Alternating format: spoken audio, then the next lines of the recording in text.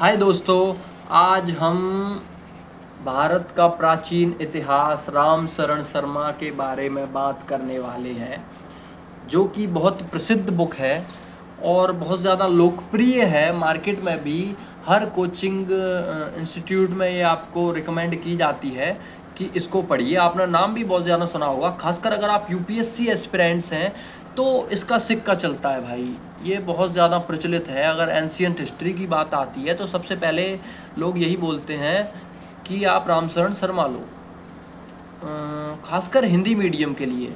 English medium के लिए बहुत ज़्यादा सोर्सेज अवेलेबल हैं, उनको इसी पर डिपेंड नहीं रहना पड़ता है। लेकिन हिंदी मीडियम के लिए सोर्स अच्छा है, ये पढ़ सकते हैं हिंदी मीडियम स्टूडेंट्स। तो मैं आपको आज इसका रिव्यू देने वाला हूँ कि इस बुक को वाकई में आपको पढ़ना चाहिए या नहीं, पूरा बताऊँगा। या इस बुक की सिर्फ हवा उड़ा दी गई है। कुछ लोग हवाओं को सुनकर भी पढ़ना स्टार्ट कर देते हैं, और विशेषकर यदि आप यूपीएससी एस्पिरेंट्स हैं तो आप इन चीज़ों को आपका जानना ज़रूरी है कि इस चीज़ में, इस बुक में खूबियों के साथ कमियां भी है। कमियां क्या है वो आपको कोई नहीं बताएगा, वो आपको बताऊंगा मैं। और अगर आपको जानना है तो चैनल को सब्सक्राइब जरूर कर लीजिए और वीडियो को लाइक कर दीजिए। तो इस बुक में क्या है, सबसे पहली जो खूबी है, सबसे अच्छी खूबी, जैसे कि मैंने पढ़ रखी है, सिंपल लैंग्वेज है इसकी। सबसे फेवरेट मेरी खूबी इसकी जो लगी मुझे वो है सिंपल लैंग्वेज। अगर आप हिंदी मीडियम से तैयारी कर रहे हो यूपीएससी की, या फिर अदर कम्पिटिटिव एग्ज़ाम्स की तैयारी कर रहे हो, तो बिल्कुल सिंपल भाषा में, बिल्कुल व्यवहारिक भाषा में ये बुक आपको पढ़ने में आसान लगेगी, चीज़ें समझ में आएगी। तो समझ में आना ज़रूरी है, क्योंकि जब तक आपको चीज़ें समझ में नहीं आएंगी, जब तक आप लिख नहीं पाओगे।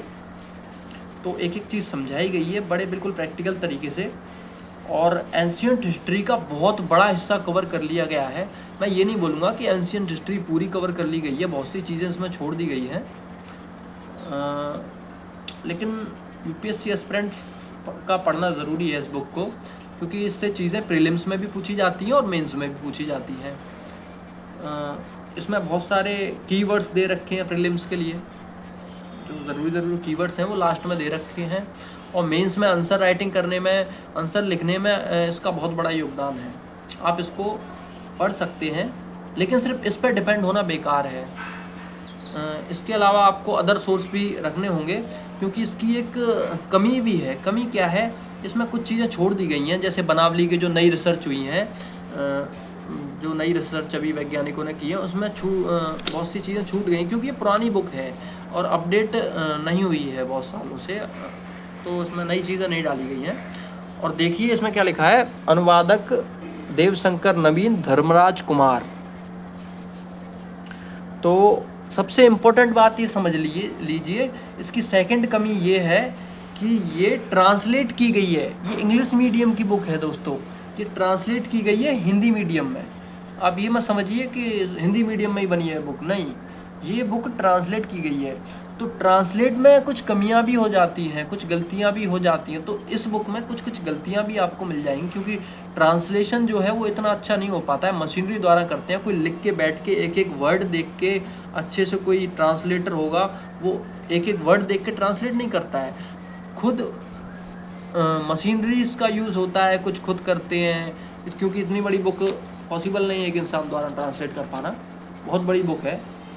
तो इस चीज़ का ध्यान रखिए। मतलब पूरी लगभग अनुवाद ठीक किया गया है, लेकिन कुछ अनुवाद इसमें गलत है, क्योंकि इंग्लिश मीडियम से हिंदी मीडियम में जब अनुवाद किया जाता है तो गलतियां होती हैं। ये चीज़ यूपीएससी एस्पिरेंट्स समझ सकते हैं, क्योंकि जो हिंदी मीडियम एस्पिरेंट्स हैं वो पेपर को देख के समझ सकते हैं पेपर में कितनी गलतियां होती हैं, कितनी चीज़ें ऐसी हैं जो हिंदी मीडियम एस्पिरेंट्स को नहीं समझ में आती हैं। क्योंकि पेपर इंग्लिश मीडियम से हिंदी मीडियम में ट्रांसलेट होता है, इसलिए गलतियां हो जाती हैं। तो ये चीज़ आपको ध्यान रखनी है।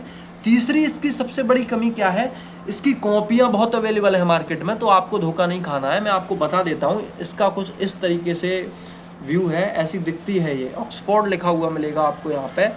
इधर भी आप देखेंगे, इधर मैंने टेप चिपका दिया, माफ़ कीजिएगा, दिख नहीं रहा है आपको। इधर यहाँ पे ऑक्सफोर्ड लिखा हुआ है अगर आप ध्यान से देखें, और इधर प्राचीन भारत का इतिहास लिखा हुआ है। तो इसकी कॉपी से बचें आप। मैंने ये ऑनलाइन ऑर्डर की थी फ्लिपकार्ट से, और मैं आपको बता दूं कि इसका पहला चैप्टर क्या है, जिससे आप कॉपी से बच सकें, यानी आप कुछ गलत सलत बुक ना पढ़ लो, क्योंकि आजकल फ्रॉड बहुत चल रहा है मार्केट में बुक के नाम से स्पेशली। तो पहला चैप्टर है, ये देखिए, प्राचीन भारत के इतिहास का महत्व। ये पहला चैप्टर है, यहाँ से स्टार्ट होता है। ये देखिए, जो पहला वर्ड है वो ये है, प्राचीन भारतीय इतिहास का अध्ययन। यहाँ से पहला वर्ड स्टार्ट होता है, तो ये याद रखिए बुक में, ये चीज़ है। और पेजेस भी देख लीजिए, इसकी 2-3 कॉपियाँ हैं, किसी में 400 पेजेस मिलेंगे, किसी में 350 पेजेस मिलेंगे, लेकिन सही दोनों ही हैं। लेकिन कुछ कॉपियाँ बहुत ही बेकार हैं, जिसमें 100-150 पेजेस आपको मिलेंगे, वो वाली आपको नहीं ख़रीदनी है, क्योंकि उसमें कुछ है ही नहीं। ये देखिए, इसमें मेरी वाली बुक में 353 पेजेस हैं। एक मिनट, मैं आपको बताता हूँ निकाल के, माफ़ कीजिएगा थोड़ा टाइम लग रहा है। ये देखिए, 353 पेजेस हैं टोटल इसमें। अच्छी बुक है, पढ़िए अच्छे से, लेकिन सिर्फ इस पर डिपेंड मत रहिए, इसके साथ आपको न्यू नोट्स भी पढ़ने पड़ेंगे। कोचिंग से ले लीजिए, कहीं से अच्छे नोट्स आपको मिल जाएंगे, और करंट अफेयर्स भी पढ़ने पड़ेंगे इसके साथ में, तब आपकी एंशिएंट हिस्ट्री जो है कंप्लीट होगी। स्पेशली अगर आप ऑप्शनल ले रहे हैं तो इसके अलावा एक बुक और मैं आपको रिकमेंड करता हूँ, कोई अच्छी सी बुक ले लीजिए इसके अलावा एंशिएंट हिस्ट्री के लिए। वो भी आपको दोनों का कॉम्बिनेशन जो है वो अच्छा रहेगा। इसे भी पढ़िए, ये अच्छी बुक है, बेकार बुक नहीं है, लेकिन जो कमियाँ थी वो मैंने आपको बताई। ओके, तो आज के लिए इतना ही, धन्यवाद।